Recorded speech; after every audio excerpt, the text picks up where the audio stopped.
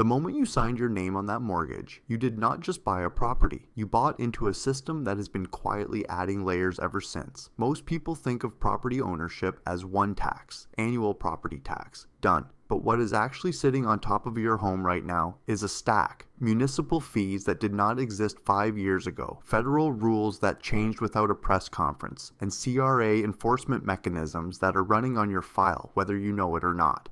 And the stack is getting taller. This is Canada Property Watch. Today, we are pulling apart 5 specific tax traps that are hitting Canadian homeowners directly.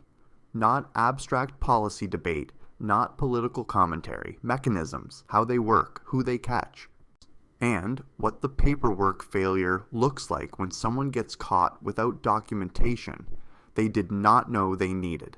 Quick question before we go further. Is this a fairness issue or a cash grab? Comment 1 for fairness, 2 for cash grab. No wrong answer. But your instinct on that question is going to matter by the end of this video. One important frame before we get into the traps themselves. Some of what we are covering today is already in effect and actively generating CRA assessments right now. Some of it sits in the category of policy proposals and opinion columns, ideas that have been floated publicly but have not passed into law. We are going to be clear about which is which, because the goal here is not alarm for its own sake. The goal is preparation. Knowing which category a risk falls into tells you whether you need a lawyer this week or a filing system this month. Both are useful, confusing them is expensive. Trap number 1 has been quietly building inside municipal billing systems for years, and most homeowners do not notice it until they look at their utility statement line by line. It involves how cities charge for stormwater management, the infrastructure that handles rainwater runoff from roads, drains, and yes, your property. Traditionally, stormwater costs were folded into general property tax calculations. Then, municipalities began separating them out as a distinct fee, calculated not by the value of your home, but by the impervious surface area of your lot, the square footage of your driveway, your roof, your paved surfaces that do not absorb rainfall and push that water into the city's drainage system instead. The mechanism is straightforward. A city calculates the runoff load your property generates, assigns a rate per unit of impervious surface, and bills you accordingly. Properties with larger driveways, bigger footprints, and less green space pay more. Properties with gardens, permeable paving, or rain barrels may qualify for credits. On paper, this is a user pay model. In practice, for a mid-sized detached home, in a suburb like Brampton or Mississauga with a 2-car driveway and a standard lot, these fees have been adding between $200 and $800 annually to the municipal bill, billed separately from property tax and therefore not always visible in the headline number homeowners track.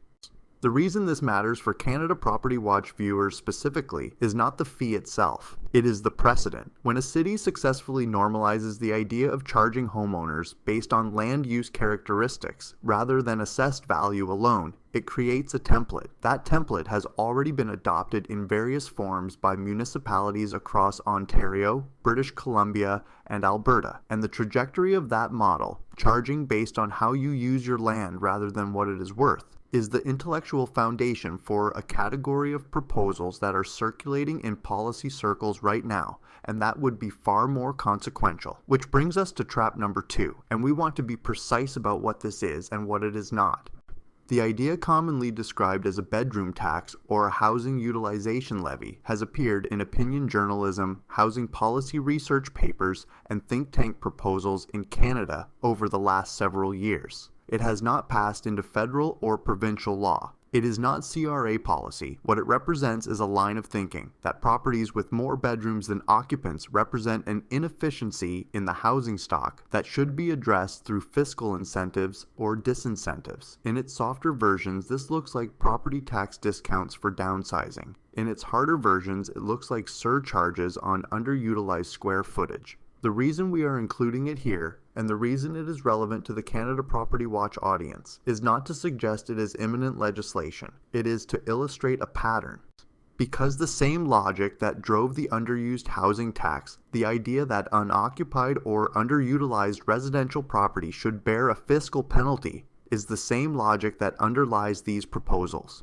And if you have watched how quickly the UHT moved from budget announcement to enforcement notice, you understand that the distance between a policy proposal and a CRA filing obligation can be shorter than anyone expects. The homeowners who will be prepared when something like this passes are the ones who are already thinking about how their property use looks on paper, not the ones who start thinking about it after the first notice arrives. The practical takeaway from Trap 2 is not fear. It is posture. If you are a homeowner in your 50s or 60s sitting in a 4-bedroom home with 1 or 2 occupants, the question worth asking today is not whether a bedroom tax exists. It is whether your property profile, the number of bedrooms, the assessed value, the occupancy pattern, is the kind of profile that recurring policy attention tends to land on. Because when legislation does move, it rarely moves toward the people who already have their documentation in order. Stay with me. This next one is where CRA is actually hitting people today, and the numbers are not small. Trap number 3 is not a proposal. It is live, it is generating reassessments right now, and it is catching a category of homeowners who genuinely believe they were compliant. Under short-term rental deductions, the expenses you claim against Airbnb or VRBO income are subject to a restriction that was embedded in the 2023 federal budget and came into force for the 2024 tax year. The rule is this: if your short-term rental property is located in a municipality that prohibits or restricts short-term rentals, and you are not compliant with that municipality's licensing or registration requirements, you cannot deduct the expenses associated with that rental against the income it generates. The income is still taxable. The expenses are not deductible. The result is that your entire gross rental revenue becomes taxable income rather than your net profit after costs. Run the numbers on what that looks like in practice. A cottage owner in a municipality that introduced short-term rental restrictions in 2022 or 2023, and dozens of Ontario municipalities have done exactly that, who generated $40,000 in Airbnb revenue in 2024 and incurred $22,000 in legitimate operating expenses, mortgage interest, property management fees, cleaning, maintenance, would normally report $18,000 of net income. Under the new rule, if that municipality's licensing requirement was not met, the full $40,000 is taxable. The tax difference at a marginal rate of 43% is roughly $9,400 for 1 year, for one property. And CRA has the rental platform data to cross-reference the income because the platforms are now required to report it. The people this is catching are not sophisticated investors running multi-unit operations. They are retirees renting a room in their home during the summer. They are families who inherited a cottage and listed it to cover carrying costs. They are people who listed a basement suite on Airbnb before their municipality introduced a bylaw and did not realize the bylaw had changed their tax position. The common thread is not greed. It is paperwork, specifically the absence of a municipal registration number, a licensing certificate, or documentation showing they applied for compliance and were denied or delayed through no fault of their own. If CRA has ever questioned your property income, or if you have rental income right now, drop me plus your province in the comments. What you share helps Canada Property Watch understand which regions are seeing the most enforcement activity on this file. The compliance path here is not complicated in concept. It is just not visible until someone explains it. If you operate a short-term rental, you need documentation of your municipal registration or licensing status for every year you are claiming expenses. If your municipality prohibits short-term rentals and you operated one anyway, the deduction restriction applies and you need to know that before you file, not after CRA raises it. If you are in a gray zone, a municipality with restrictions but an unclear application of those restrictions to your specific property type, you need a position on paper before the return goes in. Trap number 4 is the one that catches people who thought they had thought of everything. The residential property flipping rule, which came into force January 1st, 2023, treats any gain on the sale of a residential property held for less than 365 days as business income rather than a capital gain. That distinction is not cosmetic. Capital gains in Canada are currently included in income at a 50% inclusion rate for individuals on amounts under $250,000. Business income is included at 100%. On a $200,000 gain, the difference in tax payable at a 43% marginal rate is approximately $43,000. The rule applies automatically based on the holding period. There is no intent test. If you held the property for less than a year and you sold it, the gain is business income unless you qualify for one of the enumerated exceptions. The exceptions exist and they are meaningful. Death of the owner or a related person, household addition, a new child, an adopted child, a new dependent, breakdown of a marriage or common law partnership, personal safety concerns, serious illness or disability, eligible employment relocation, involuntary disposition, such as expropriation. These are real exceptions that CRA will recognize. But recognizing them requires documentation that most people do not think to assemble until they are already in a reassessment conversation. Here is the specific failure pattern Canada Property Watch keeps seeing in these cases. A couple in Scarborough buys a property in February 2023 intending to hold it long term. In September 2023, one spouse receives a job offer in Calgary requiring relocation within 60 days. They sell the property in November 2023. The gain qualifies for the employment relocation exception, but when CRA reviews the file 18 months later, the couple cannot produce a written job offer with a start date that predates the listing of the property, cannot produce a letter from the employer confirming the relocation requirement, and cannot show that they actually relocated because the job fell through and they stayed in Scarborough, and the original intention became impossible to reconstruct from the paper trail that existed. The mechanism that gets people is not the rule itself. It is the assumption that the exception will be obvious to CRA from context. It will not. CRA does not reconstruct your circumstances. It reviews your documentation. If the documentation does not exist at the time of the audit, the exception does not apply. The lesson is chronological. The moment you know you are selling a property you have held for less than a year, the documentation of your reason needs to be assembled before the sale closes, not after the reassessment arrives. Trap number 5 is one that Canada Property Watch has tracked closely because it sits inside a family dynamic that feels completely safe and turns out to carry significant regulatory exposure. Bare trust arrangements, specifically, having a family member added to a property title or mortgage for the purpose of qualifying for financing or managing an estate, became the subject of intense CRA scrutiny beginning with the 2023 Bare Trust reporting requirement. We covered the chaotic rollback of that requirement in detail when the CRA reversed its position weeks before the filing deadline. But the reversal of the reporting requirement did not eliminate the underlying risk. It just made it invisible again. Here is the simple version of what a bare trust is in the property context. A parent is added to an adult child's title to help them qualify for a mortgage. The parent has no intention of owning the property. They are not contributing to the down payment. They are not expecting any proceeds from a future sale. They are a name on the title. In law, however, they are a registered owner, and that status creates obligations, potential capital gains, reporting on disposition, potential UHT filing obligations if the property is ever unoccupied, potential complications for the parent's own principal residence exemption if they are already claiming it on another property.